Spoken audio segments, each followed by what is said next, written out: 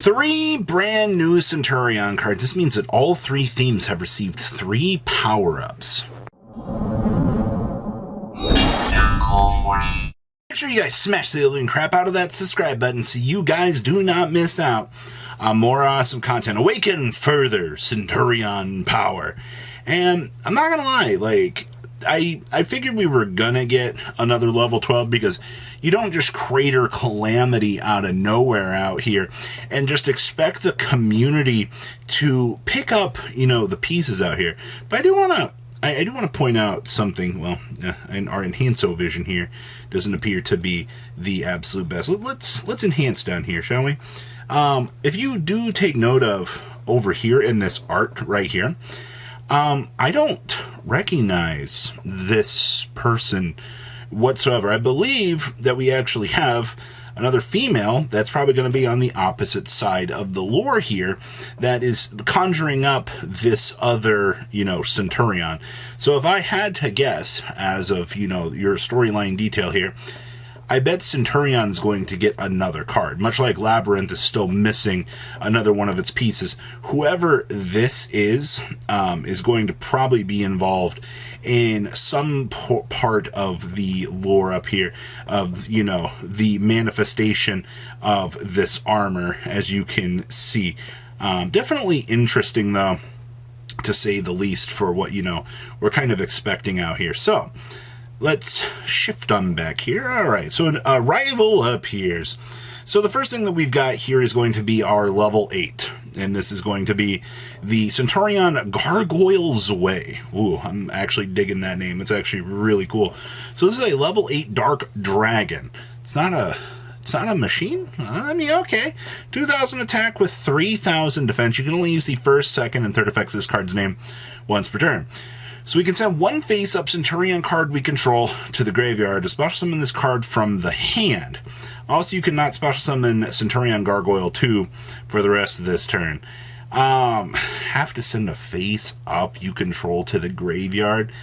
I really wish that this sent from hand as well, but sure. If this card is sent to the graveyard as synchro material, you can add it back to your hand. Okay, so it does have a recurability clause written on it. It's not terrible. During the main phase of this card is a continuous trap card. You can special summon this card, then you can decrease its level by 4. I do want to point out here that the decreasing of the level is not mandatory, which means you're going to be using this deck as basically you're going to be using it to actually probably make level 8s. Because now that we don't have Calamity, you kind of got to look around at the rest of the option tree out here that might not be the greatest thing in the world, and you're going to want to take advantage of that. But it's a send 1 extender that gives you access to more level 8s. This doesn't fix our missing the Horus cards just are better in every capacity, except for this thing can level down, which I guess is kind of cool. So our level 12 Synchro here, the big giant robot armor here, that's, don't get your hopes up. So this is going to be level 12, 3,000, 3,000, 1 tuner plus 1 or more non-tuners. Oh boy. You can only use the first and third effects of this card's name once per turn. If this card is special summoned, you can add 1 Centurion card from your deck to your hand. Okay. Face-up cards in your spell and trap card zone cannot be destroyed by card effects. Okay. During the end phase, we can place 1 of your non-Centurion or non-Synchro Centurion monsters that is banished or in your graveyard face up in your spell and trap card zone as a continuous trap card. You know what this card doesn't do? This doesn't give the deck any sort of win con.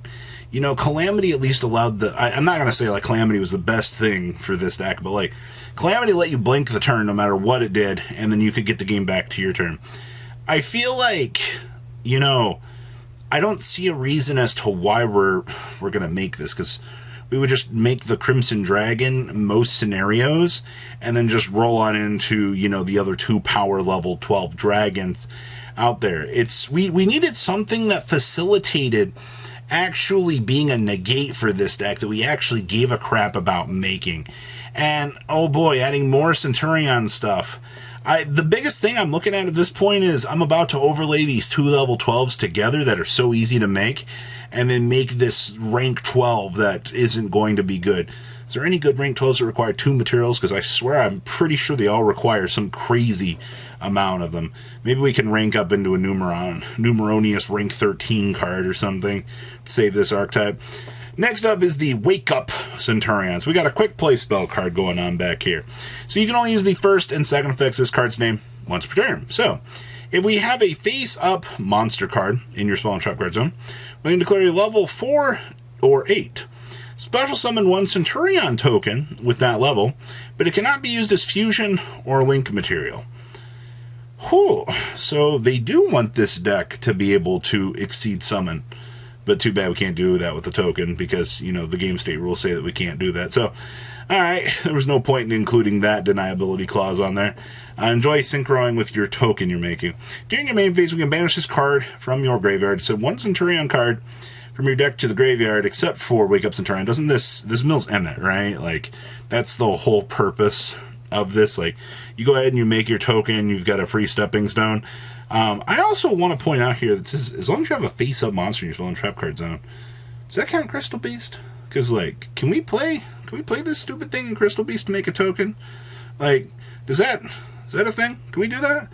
I don't know. Somebody fact check me on that in the comments section, but I think it's really, really dumb to do that, but like, I'm sure somebody out there could possibly cook up with that. All right, we're going to pass on over because I want to look at how card prices are jumping around so far. All right, so looking at prices, I expect a lot of this stuff will probably jump around, just as a lot of the Valmonica stuff did yesterday. You know, people were crazy for those Valmonica cards. I haven't seen people jumping around losing their crap for something like that for quite some time. Right now, this morning, Premier is coming in about 90. I mean, that's not really going to change, I feel like. You know, this card has already, like, hit an upward ceiling. Maybe 100, sure. Remember the field spell and how this thing got cratered off the market? We finally have 22 listings of this actually sitting around here at like 75 to 80 bucks, which I'm happy to see that these finally have calmed down, or at least they've repopulated. True Day is coming in at 70 to 71. Yes, the quarter century legatee. I feel like these have gone up though. These are 70 bucks. And, you know, why do you want to max this or you want to go half? Because, I mean, you can pick up your CR. Still can't believe they actually made this a quarter century and a collector's rare in the exact same set. And the sad part is the collector's rare has less listings in the quarter century because this card literally, you can buy 2 of these for the price of this if you were to bling out. Not saying it's the greatest idea in the world, but okay. And collector's rare Emmets are only $30. Well, I mean, to be fair, it's like a 2 of. Regular Primeras, 25, 26 bucks right now. The way it looks, yeah, we've got some $25. Yeah, this is starting to rotate up. You might see this peak about 30 today. I wouldn't be all that surprised, honestly. True Deas, man, this is still sub a 20. Yeah, you've got movements in the $20 range so far. I expect to probably see this hit about the $20 mark, give or take just a wee little bit here. And then, of course, regular Legateas are 12 bucks. Okay, you can get a parallel foil wheat cross card for $4 and probably have it look better than everything that we've invested in so far for this deck. Or, you know, we can get a gate ruler here for $3 for a salute. Regular Ultra Emmets are nice, $2 to $3. That's actually hilarious. And remember, the rest of your stand-up Centurion deck isn't going to cost you real money because you've already committed how much to the craziness that this is? Oh, that's right.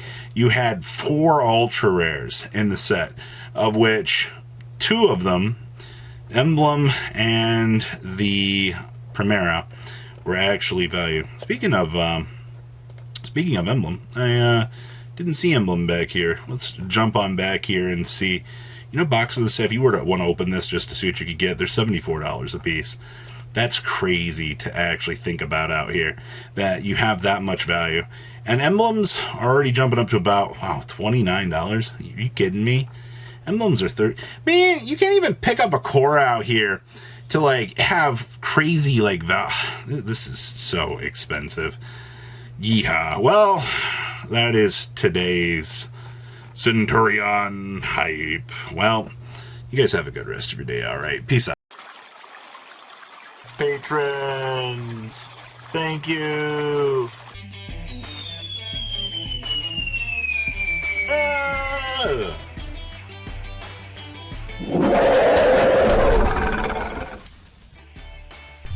Thank you so much for watching. Check out these other videos.